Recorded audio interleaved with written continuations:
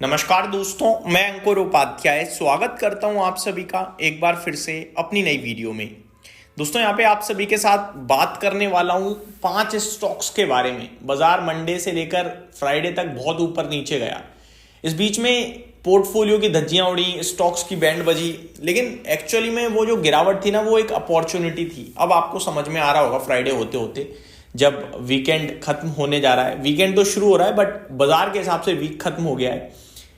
अभी आपको ऐसा महसूस हो रहा होगा यार अपॉर्चुनिटी मिस हुई है। सबसे अच्छी बात पता है क्या है? भगवान के आशीर्वाद से मैंने एग्जैक्टली आपके साथ उसी दिन स्टॉक्स को डिस्कस किया जिस दिन उन्होंने लो लगाया। क्लियर कट मैंने बोला ये गोल्डन अपॉर्चुनिटी है। एक नहीं, दो नहीं, तीन स्टॉक्स मैंने एग्जैक्टली ऑलमोस्ट निचले स्तर पे आप सभी के साथ डिस्कस करे। मैं इसमें तीर मारना नहीं कहूंगा, मैं कहूंगा बस आशीर्वाद था वो। अदरवाइज ये सारी चीजें होती नहीं है बाजार में, और जरूरी नहीं है कि रिबाउंड ही पता चले मंडे फिर गिरने लगे, वो भी पॉसिबल है। लेकिन मेरे को इतना पता है कि जिस भाव पे मेरे को वो शेयर्स दिखे, जिस भाव पे मैंने अपने व्यूअर्स को डिस्कस किया, वो भाव एक्चुअली में सस्ता ही है। अब और नीचे चला जाए उस पर मैं कुछ नहीं कर सकता, वो तो बाजार की चाल है भाई, बाजार का अपना स्टाइल है। बट मेरे को ये समझ में आना चाहिए कि मेरे को किस प्राइस पे क्या चीज अच्छी मिल रही है। तो एक एक करके मैं स्टॉक्स डिस्कस करना चाहूंगा। सबसे पहले आज जो स्टॉक है अनंतराज, इसमें बड़ा एक्शन देखने को मिला है। 9% का मूव है, यू टर्न मार दिया है इसने भी पूरी तरीके से। क्या ये यू टर्न सस्टेनेबल है? क्या यहाँ पे भरोसा किया जा सकता है?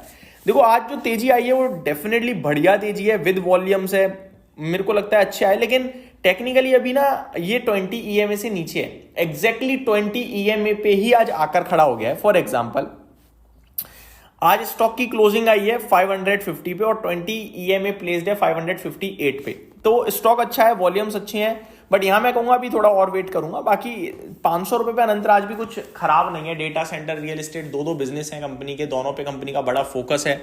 हाई ग्रोथ वाली कंपनी है, 44 के पीई पे है, और हाई ग्रोथ में 44 का पीई सस्ता माना जाता है। तो बट ये है कि वॉलेटिलिटी इतनी ज्यादा रहती है इस स्टॉक में कि जब ऊपर जाता है तो बहुत तेजी से जाता है, नीचे जाता है तो भी बहुत तेजी से आता है। लेकिन अगर आप कोई थोड़ा high risk high return profile बना रहा है अपनी, और 1.5-2 साल प्लस का व्यू लेके चल रहा है, तो मेरे को लगता है अनंतराज उनकी पोर्टफोलियो में डिजर्व करता है रहना। ध्यान दीजिए हाई रिस्क हाई रिवॉर्ड वाली में, ठीक है जी। आगे बढ़ते हैं दूसरे स्टॉक की तरफ, ट्रांसफॉर्मर एंड रेक्टिफायर्स।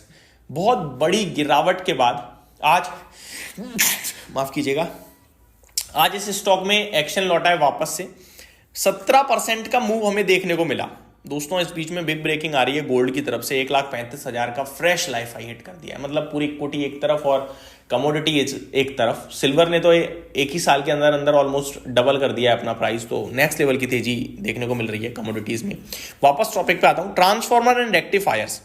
आज 17% की तेजी है। इसको मैंने डिटेल में भी कवर किया था। ये भी एक्जैक्टली अपने 20 EMA पे आकर खड़ा हो गया है।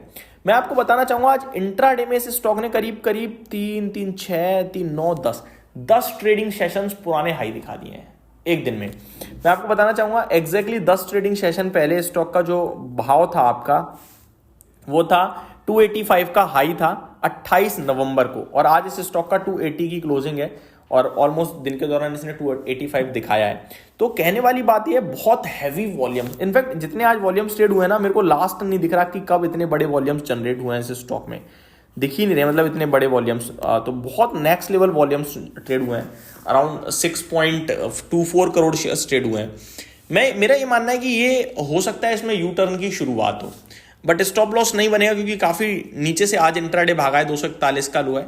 तो मैं 1-2 दिन वेट करके इस स्टॉक में भी ध्यान देने को कहूंगा अपने व्यूअर से। पॉसिबिलिटीज हैं ये और सीधे सीधे ही निकल जाए जिस हिसाब से आज इसमें मूव आया है।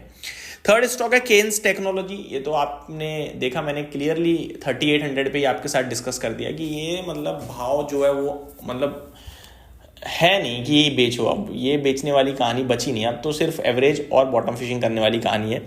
आज स्टॉक 4200 प्लस हो गया है, 4265 हो गया, 5.5% की तेजी लगातार। लास्ट 10 डेज का डेटा उठा के देखोगे आप, 5 डेज का माफ कीजिए, तो उसमें आपको दिखेगा टॉप टर्नओवर की लिस्ट को लीड कर रहा था ये। यानी नीचे के भाव पे कहीं ना कहीं बहुत हैवी लेवल पे कामकाज हुआ है। ऊपर से सेलिंग भी हुई है मुझे लगता है। तो अब ये क्या करेगा, स्टेबल होने की कोशिश करेगा एक भाव पे, और मेरे को लगता है 4,500, 4,300, 4,500 ये ऐसा लेवल होगा जहां पे स्टेबल होगा, और फिर वहां से धीरे धीरे अर्निंग्स के बेसिस पे स्टॉक ऊपर जाएगा या नीचे जाएगा। तो जिनके पास है वेट कीजिए Q3 के नंबर्स का, तब आपको डिसाइड करना होगा कि अब मेरे को आगे क्या करना है। नेक्स्ट है डिक्सन टेक, 12,300 पे ही गोल्डन अपॉर्चुनिटी गई थी, आज स्टॉक हो गया है 13,000 पार करके 13,500 के करीब खड़ा है। स्टॉक अगर किसी ने 12,300 पे लिया होगा, 1,000 रुपये सीधे सीधे आपको मुनाफा करवा दिया है। नहीं भी लिया होगा तो कॉन्फिडेंस आया होगा कि बेचना तो नहीं है। अभी भी मैं कहूंगा कि ये 15,000 की बात करी थी मैंने कि 15,000 आपको कभी भी दिखा सकता है।